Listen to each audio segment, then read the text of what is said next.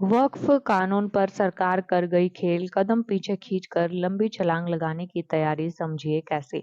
वक्फ संशोधन कानून पर सुप्रीम कोर्ट में सुनवाई के दौरान केंद्र सरकार ने एक बड़ा कदम पीछे खींच लिया। सरकार की तरफ से पेश हुए सॉलिसिटर जनरल तुषार मेहता ने शुरुआत में ही कहा कि इस मामले में कोई अंतरिम रोक नहीं लगानी चाहिए। तभी चीफ जस्टिस संजीव खन्ना की बेंच ने कहा कि जब मामला कोर्ट में है तब मौजूदा स्थिति को नहीं बदला जाना चाहिए। इसी से समझ आ गया कि कोर्ट किस दिशा में सोच रहा है। कोर्ट के रुख को देखते हुए सरकार ने 3 बातें खुद ही कह दी। एसजी तुषार मेहता ने कोर्ट को भरोसा दिया, अगले 1 हफ्ते तक वक्फ कानून में कोई बदलाव नहीं होगा। वक्फ बाय यूजर चाहे रजिस्टर्ड हो या अनरजिस्टर्ड, वो अगले 1 हफ्ते तक वैध माना जाएगा।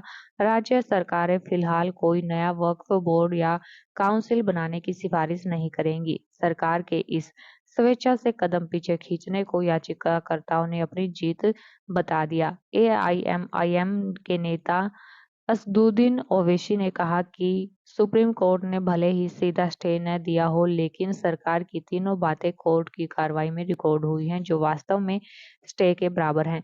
आम आदमी पार्टी के अमानतुल्लाह खान ने भी इसे बीजेपी की विभाजनकारी राजनीति की हार बताया। कपिल सिब्बल और अभिषेक मनु सिंघवी ने भी कोर्ट के आदेश को संतुलित बताया। सरकार मानती है कि अगर सुप्रीम कोर्ट से इस नए कानून पर स्टे मिल जाता है तो यह मोदी सरकार के तीसरे कार्यकाल की सबसे बड़ी पहल पर एक झटका होता। इसलिए कोर्ट के रुख को भांपते हुए खुद ही पीछे हटना एक सम्मानजनक रास्ता था। वैसे भी अभी वक्फ कानून लागू नहीं होगा क्योंकि इसके नियम अभी तक नोटिफाई नहीं हुए हैं। सीएए यानी कि नागरिकता संशोधन कानून के साथ भी सरकार ने यही रणनीति अपनाई थी। 4 साल बाद नियम लागू किए गए, तब तक मामला ठंडा पड़ चुका था।